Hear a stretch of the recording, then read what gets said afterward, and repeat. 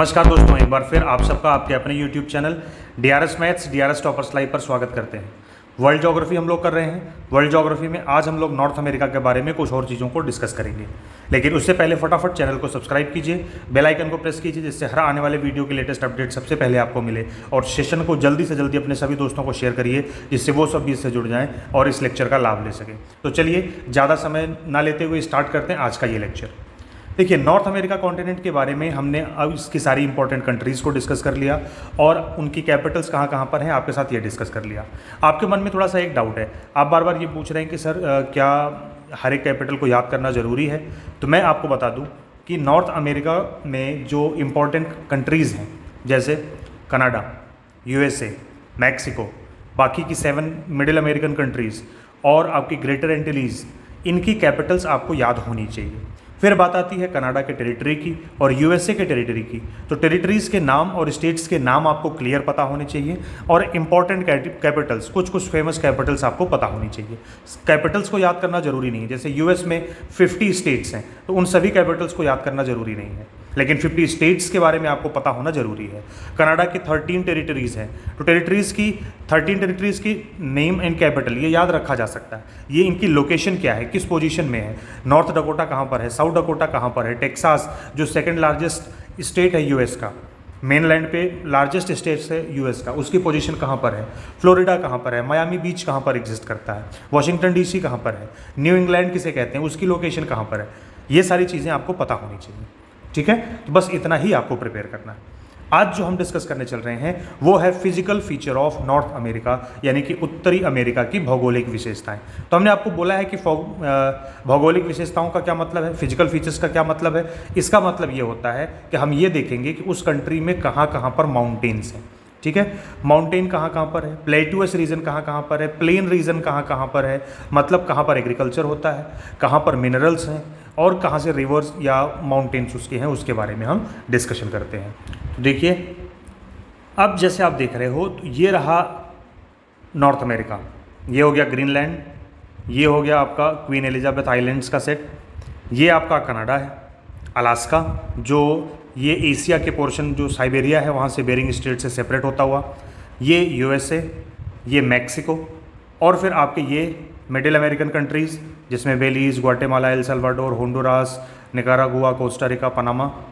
फिर इधर आपका ग्रेटर एंटिलीज़ जिसमें the Bahamas, Cuba, Jamaica, Haiti, Dominican Republic और फिर इधर लेसर एंटिलीज़ कंट्रीज़।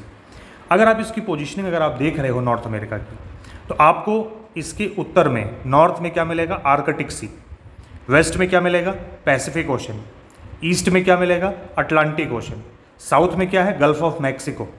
क्लियर। और ये साउथ अमेरिका से किससे सेपरेट होता है, बिल्कुल सही, पनामा कनाल या पनामा स्ट्रेट, ठीक है।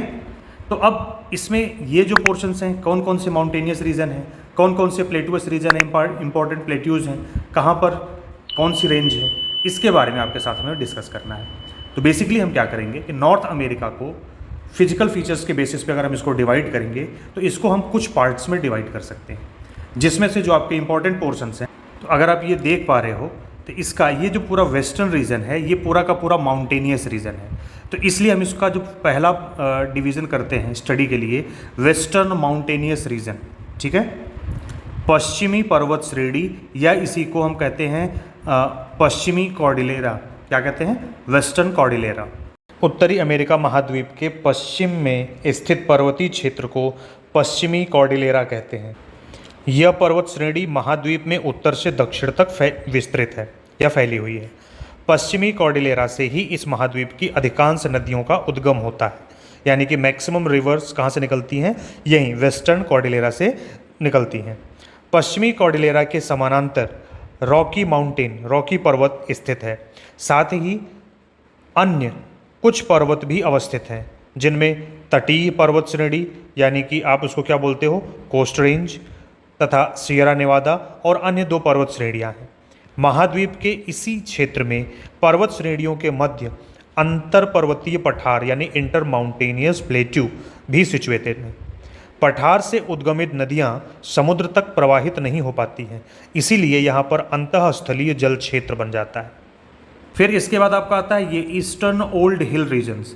यहाँ पर पूर्व में कुछ हिली एरियाज़ हैं, यहाँ पर छोटे मोटे माउंटेन्स हैं, तो इसको हम क्या कहेंगे, ईस्टर्न ओल्ड हिल रीजन, पूर्वी उच्च भूमियाँ कह लो, या यहीं पर अपलाशियन माउंटेन पाया जाता है, इसलिए इसको हम कहते हैं अपलाशियन माउंटेन या अपलेशियन माउंटेन।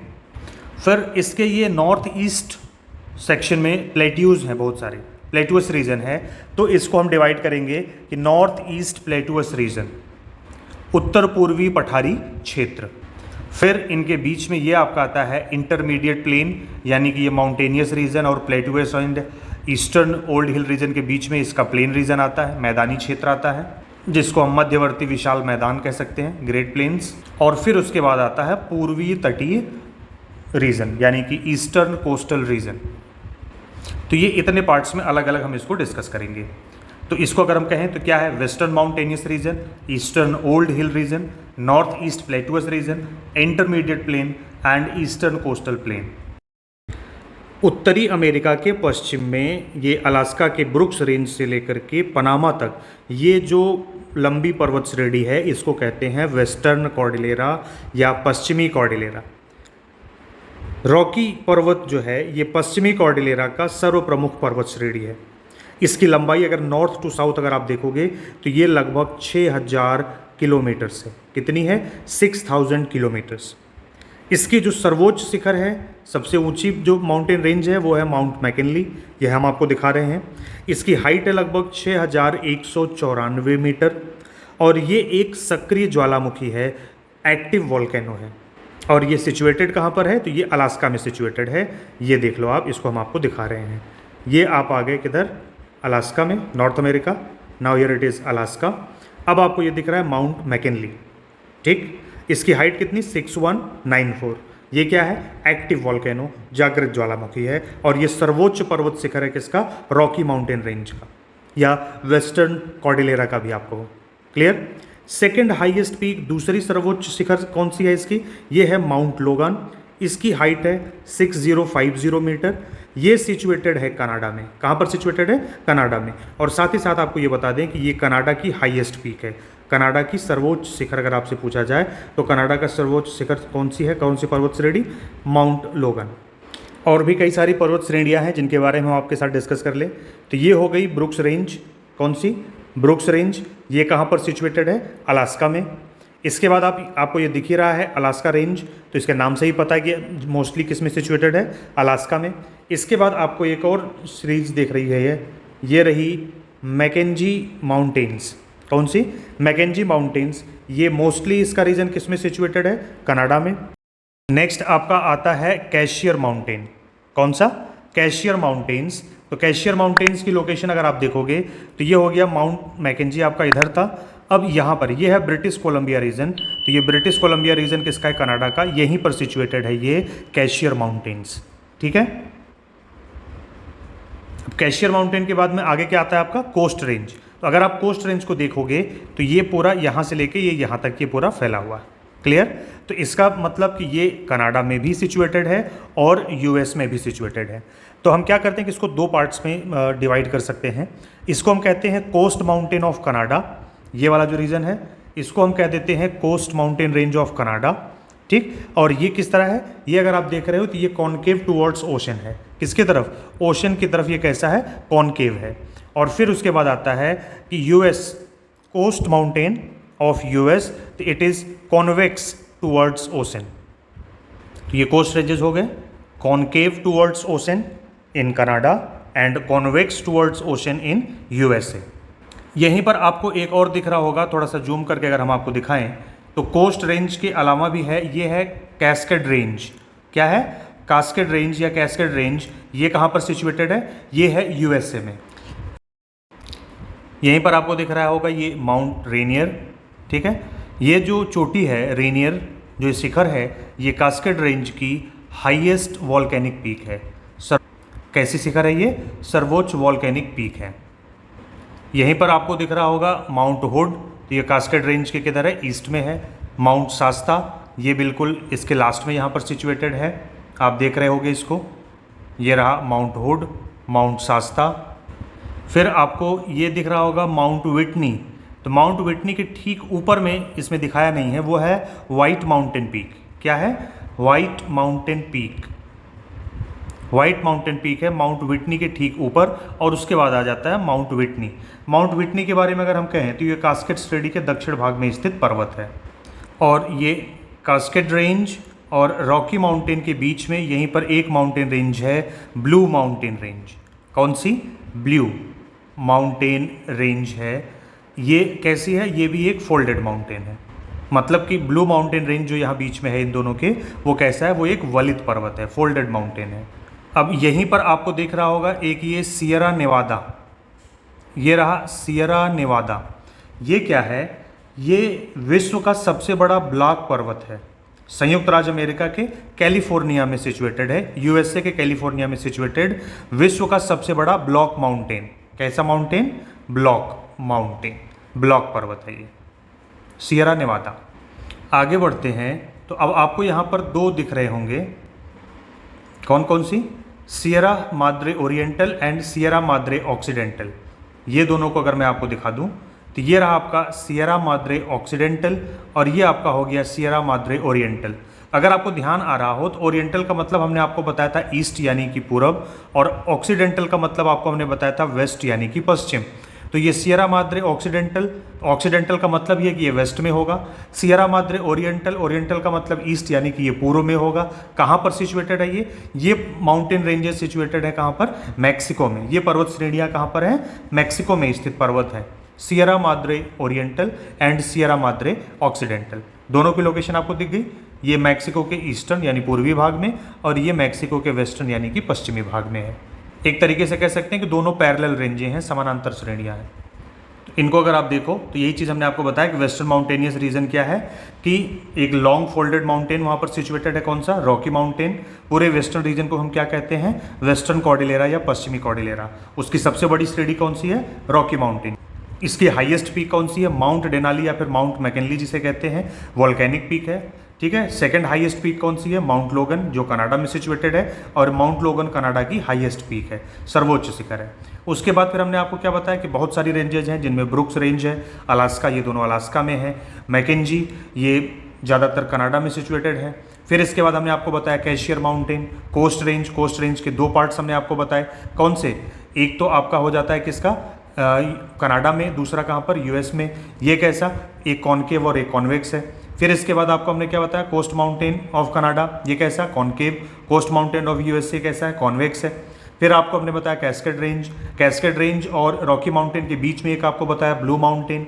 फिर आपको क्या बताया? सियरा नेवादा, ये क्या है? लार्जेस्ट ब्लॉक माउंटेन है पूरे वर्ल्ड का। फिर आपको हमने बताया कि दो पीक्स हैं कहाँ पर? मैक्सिको में, Sierra Madre Occidental and then Sierra Madre Oriental. Oriental का मतलब पूर्व, ऑक्सीडेंटल का मतलब पश्चिम। तो ये एक पश्चिम में होगा, एक पूर्व में। ये यहाँ पर मिस प्रिंटिंग हो गया है, ये ईस्टर्न नहीं वेस्टर्न है। ठीक है। ऑक्सीडेंटल का मतलब क्या होता है? वेस्टर्न, और ये ओरिएंटल का मतलब क्या हो गया? ईस्टर्न। क्लियर? ये स्पेलिंग होगी WEST। ऑक्सीडेंटल किधर है? वेस्टर्न पार्ट में। ओरिएंटल किधर है? ईस्टर्न यानी पूर्वी भाग में। ये यहाँ तक हो गए। चलिए आगे बढ़ते हैं। अब आप अगर देखोगे तो ये वेस्टर्न रीजन में कई सारे रॉकी माउंटेन्स में बहुत सारे प्लेट्यूअस रीजन भी हैं, बहुत सारे प्लेट्यूज भी हैं। कौन कौन से प्लेट्यूज हैं, एक एक करके उनको देखते हैं। स्टार्टिंग में अगर आप ये देखोगे तो cascade range and Rocky mountain के बीच में आपको दिख रहा होगा ये कोलंबिया प्लेट्यू। कौन सा? Columbia plateau. तो Columbia plateau is an intermediate plateau extended in Canada and USA both. Canada और यूएस दोनों में फैला हुआ है। और ये प्लेट्यू किससे मिलकर के बना हुआ है? तो ये मिलके बना हुआ है वोल्केनिक लावा से। किससे? वोल्केनिक लावा से, यानी कि ज्वालामुखी से जो निकलने वाला लावा है उससे मिलकर के ये प्लेट्यू बना हुआ है। जैसे इंडिया का डेक्कन प्लेट्यू है, बिल्कुल उसी तरीके से ये कोलंबिया प्लेट्यू है। और ये एक इंटर माउंटेन प्लेट्यू, जो हमने आपको बताया था ना, ये ऐसे, ये इंटर माउंटेन, तो बीच में जो ये प्लेट्यूअस रीजन होता है, ये दो माउंटेन पीक्स हो गई, इनके बीच में जो माउंटेन जो प्लेट्यू होता है उसको क्या बोलते हैं? इंटर माउंटेन प्लेट्यू या अंत पर्वतीय पठार। तो ये इंटर माउंटेन प्लेट्यू है। कौन? कोलंबिया। कोलंबिया रिवर जो है, अभी जब रिवर्स के बारे में डिस्कस करेंगे तो ये आपको जो कोलंबिया रिवर आपको दिख रही है, ये इसी क्षेत्र में बहती है। तो ये कोलंबिया रिवर का क्षेत्र भी है या बेसिन भी है, आप एक तरीके से कह लें कैचमेंट एरिया। इसके ठीक नीचे आपको ये दिख रहा होगा ग्रेट बेसिन। क्या दिख रहा है? Great basin. तो ग्रेट बेसिन भी क्या है? इंटर माउंटेनियस प्लेट्यू है। ये सबसे बड़ा पठार है। ग्रेट बेसिन जो है ये सबसे बड़ा पठार के साथ साथ ये इनलैंड बेसिन है, अंतः प्रवाह बेसिन है। इसका मतलब ये हुआ कि इस क्षेत्र की जो नदियां हैं उनका पानी सागर तक नहीं पहुंच पाता है, समंदर तक नहीं, पैसिफिक ओशन तक नहीं पहुंच पाता है। वो सारा का सारा पानी, वो सारा का सारा वाटर इसी एरिया में ड्रेनेज बेसिन बनाता है। ठीक है। इसका जो दक्षिणी पूर्वी भाग है, कौन सा, साउथ ईस्टर्न पार्ट, वो सी लेवल से भी ज़्यादा गहरा है, समुद्र तल से भी ज़्यादा गहरा है। इसी बेसिन में डेथ वैली पाई जाती है। क्या पाई जाती है? Death valley. अब ये डेथ वैली क्या है, इसके बारे में जानते हैं। तो डेथ वैली जो है ये -86 मीटर, यानी कि सी लेवल, समुद्र तल से भी 86 मीटर नीचे, ये एक रिफ्ट वैली है। कौन सी? डेथ वैली जो है आपकी, ये एक रिफ्ट वैली है जो कि ग्रेट बेसिन रीजन में सिचुएटेड है। और इसका टेम्परेचर बहुत ही हाई होता है और बहुत ही ज़्यादा ह्यूमिडिटी यहाँ पर होती है। तो high temperature and high humidity होने की वजह से ही ये डेथ वैली के नाम से फेमस है। और इस वैली को ग्रेव ऑफ वाइट पीपल भी कहते हैं। क्या कहते हैं? ग्रेव यानी कि कब्रिस्तान, वाइट लोगों का, सफ़ेद लोगों का, अंग्रेजों का क्या, कब्रिस्तान भी इसको कहते हैं, डेथ वैली को। अब इसके नीचे अगर आप देखते हो तो आपको ये दिख रहा है कोलोराडो प्लेट्यू। कौन सा? Colorado plateau. ये भी आपका इंटरमाउंटेनियस प्लेट्यू है, यानी कि अंतर पर्वतीय पठार है। इस तरीके से दो माउंटेन रेंजेस के बीच में सिचुएटेड ये भी एक प्लेट्यू है। ये प्लेट्यू आपका यूएसए में सिचुएटेड है। कोलोराडो रिवर इस प्लेट्यूअस रीजन में फ्लो करती है, बहती है, और फ्लो करने के साथ साथ वर्ल्ड की लार्जेस्ट कैनियन, ग्रैंड कैनियन बनाती है। कैनियन मतलब क्या होती है? घाटी। क्या? घाटी। तो कोलोराडो रिवर जब फ्लो करते हुए यहाँ से निकली है सेडिमेंट्स के साथ में, तो उसने इन यहाँ पर जो माउंटेन रेंजेस थे उसको क्या करके कट करके एक बहुत ही लंबी और बहुत ही गहरी घाटी का निर्माण किया हुआ है। इसीलिए इसको हम क्या कहते हैं? Grand canyon. क्या कहते हैं इसको? Grand canyon. तो वर्ल्ड की लार्जेस्ट कैनियन का किस नदी ने बनाई हुई है? तो कोलोराडो रिवर ने। कोलोराडो प्लेट्यू की स्थिति अगर आप देखोगे तो ये ग्रेट बेसिन के दक्षिण में स्थित है। मुलायम चट्टानी संरचना होने के कारण कोलोराडो तथा उसकी सहायक नदियों ने गहरी घाटियों का निर्माण किया है। इस पूरे रीजन में किसका निर्माण किया है? गहरी घाटियों का निर्माण किया है। इन गहरी घाटियों में कई बड़े महाखड्डों का निर्माण हुआ है जिन्हें कैनियन कहते हैं। अगर ये कोई पहाड़ है तो नदियाँ क्या करती हैं कि वहाँ से बहते हुए उनको कट करते हुए वहाँ पर क्या बना देती हैं? बड़ा सा गड्ढा या बड़ा सा गैप बना देती हैं। ये छोटा मोटा नहीं, ये कई सौ किलोमीटर चौड़ा और कई सौ किलोमीटर लंबे ये घाटियाँ होती हैं। इन घाटियों को क्या कहते हैं? कैनियन कहते हैं। ऐसा नदियाँ इसलिए कर पाई क्योंकि यहाँ का जो पठार है, जो क्षेत्र है, वो कैसा था? मुलायम था। यानी कि मुलायम चट्टानी संरचना होने की वजह से कोलोराडो रिवर और उसकी सहायक नदियों ने यहाँ पर गहरी घाटियाँ और बहुत बड़े बड़े महाखड्डों का निर्माण किया है। इन महाखड्डों को क्या कहते हैं? कैनियन कहते हैं। कोलोराडो रिवर पर स्थित ग्रैंड कैनियन विश्व का सबसे बड़ा कैनियन है। ग्रैंड कैनियन अपनी प्राकृतिक सुंदरता की वजह से पूरे विश्व में प्रसिद्ध है। ये कहीं कहीं पर आपको ये ग्रेट कैनियन भी लिखा मिल जाएगा। ये कहाँ पर सिचुएटेड होगा? तो अगर आप ये देखोगे तो ये यूएसए का एरिजोना रीजन है। कौन सा है? एरिजोना। आगे बढ़ेंगे तो यहाँ पर हमको दिखेगा मैक्सिकन प्लेट्यू। कौन सा है? Mexican plateau. ये किसके किसके बीच में सिचुएटेड है? तो ये भी आपका इंटरमाउंटेनियस प्लेट्यू है, दो माउंटेन्स रेंजेस के बीच में। ये आपका हो गया कौन सा? सियरा माद्रे ऑक्सीडेंटल और ये सियरा माद्रे ओरिएंटल, दोनों के बीच में ये है ग्रेट कौन सा? Mexican plateau. तो मैक्सिकन प्लेट्यू कहाँ पर सिचुएटेड है? मैक्सिको में सिचुएटेड है। तो ये हो गया आपका कौन सा? कोलंबिया प्लेट्यू हो गया, जो कनाडा और यूएसए में एक्सटेंडेड है और formed by volcanic lava. India में जैसे डेक्कन प्लेट्यू है वैसे ये रहा कोलंबिया प्लेट्यू। दूसरा हमने आपको बताया ग्रेट बेसिन इंटरमीडिएट प्लेट्यू है। कहाँ पर? इंटरमाउंटेन इंटरमीडिएट प्लेट्यू यूएसए में। डेथ वैली इसी एक रिफ्ट वैली है जो यहीं ग्रेट बेसिन में सिचुएटेड है। High temperature and high humidity की वजह से डेथ वैली के नाम से फेमस है और इसको ग्रेव ऑफ वाइट पीपल भी कहा जाता है। फिर आता है आपका कोलोराडो प्लेट्यू। ये इंटरमीडिएट प्लेट्यू है किसका? यूएसए का। कोलोराडो रिवर इस रीजन में फ्लो करती है। Largest canyon of the world. ये ग्राउंड नहीं, ग्रैंड कैनियन है। ये आपका ग्राउंड गलत लिखा हुआ है, ये आपका है ग्रैंड। कौन सा? ग्रैंड कैनियन, या फिर इसी को बोलते हैं ग्रेट कैनियन। क्लियर? आगे बढ़ते हैं। और आपका आता है मैक्सिकन प्लेट्यू। तो ये इंटरमीडिएट प्लेट्यू है कहाँ पर? मैक्सिको में। क्लियर? अब आगे देखते हैं। तो जो हमने आपको बताया था ग्रैंड कैनियन कहाँ पर बनाता है, ये है एरिजोना में। तो ये आप यहाँ पर देख भी लो, ये आपका हो गया कौन सा? एरिजोना का रीजन, और ये आपका रहा grand canyon. Clear? Colorado plateau, और ये यहीं पर बना रहा है क्या? Grand canyon. क्लियर? देखो, नेवादा में सिचुएटेड होने की वजह से इसको क्या कहते हैं, सियरा नेवादा। एक्चुअल में सियरा का मीनिंग क्या होता है, सियरा का मीनिंग होता है स्टीपी माउंटेन। कैसा, स्टीपी माउंटेन, बिल्कुल एकदम यूँ पतला और ऐसे ऊंचा, जिसकी ढाल तेज हो, उसको क्या कहते हैं, सियरा। ठीक है, तो स्टीपी माउंटेन को सियरा कहते हैं। नेवादा में सिचुएटेड हैं ऐसे माउंटेन्स, इसीलिए इसका नाम रख दिया गया, या इसका नाम पड़ गया क्या, सियरा नेवादा। और मैक्सिको में सिचुएटेड है, इसलिए उनका नाम पड़ गया Sierra occidental and Sierra oriental. Sierra Madre occidental, Sierra Madre oriental. Blue mountains आपको देखना था, तो ये था आपका ब्लू माउंटेन। लोकेशन आपको इसकी दिख रही होगी, ओरेगोन, और इधर ऊपर कहाँ पर, वॉशिंगटन, इसके बीच में ये फैला हुआ है ब्लू माउंटेन। ये दिख रहा है आपको ना, ये रहा। ये पश्चिमी कॉर्डिलेरा में अलास्का से लेकर मैक्सिको तक के बीच में, यहाँ से यहाँ तक के बीच में अगर आप देखोगे तो बहुत सारे सक्रिय ज्वालामुखी की उपस्थिति है। यहाँ पृथ्वी के आंतरिक भाग की उष्मा दरारों से होकर भूमि के जल को इतना गर्म कर देती है कि वह गर्म जल के स्रोत, सोर्स ऑफ हॉट वाटर में कन्वर्ट हो जाते हैं, और उसके बाद वही गर्म पानी कहाँ पर, धरातल पर बाहर निकलने लगता है।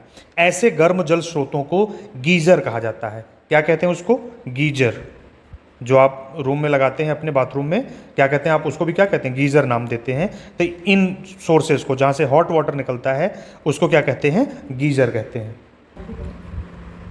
इस वीडियो में इतना ही, फिर मिलते हैं अगले वीडियो में। तब तक आप देखते रहिए videos bye DRS maths and DRS toppers live. Video अगर आपको पसंद आता तो प्लीज़ इसे लाइक जरूर करिएगा, अपने दोस्तों के साथ शेयर भी करिएगा, और वीडियो को कभी भी बीच में नहीं छोड़िए, उसको पूरा एंड तक जरूर से देखा करिएगा। चैनल को प्लीज़ सब्सक्राइब जरूर कर लीजिए और बेल आइकन को प्रेस कर लीजिए, जिससे हर आने वाले लेटेस्ट वीडियो की अपडेट सबसे पहले आपको मिले। इस वीडियो को देखने के लिए आपका बहुत बहुत धन्यवाद। आपके कोई भी सुझाव, कोई भी क्वेश्चन हो तो उसे जरूर कमेंट बॉक्स में लिखिए। हम कोशिश करेंगे कि उसे जल्द से जल्द आपका वो प्रॉब्लम सॉल्व किया जाए। ठीक है, क्वेश्चन आंसर का जब सेट हम कराना स्टार्ट करेंगे, एक बार टॉपिक कंप्लीट हो जाए, उसके बाद क्वेश्चन आंसर्स कराएंगे, जिसमें हम जब क्वेश्चन आंसर का सोल्यूशन जब आपके साथ करवाएंगे तो एक बार फिर से टॉपिक का रिवीजन उसके साथ में हो जाएगा। तो इस तरीके से एक बार कॉन्सेप्ट क्लियरेंस और दोबारा रिवीजन हो जाएगा। तब तक आप अपने से पढ़ते रहिए, अपना और अपने घर वालों का ध्यान रखिए। बहुत बहुत धन्यवाद इस वीडियो को देखने के लिए।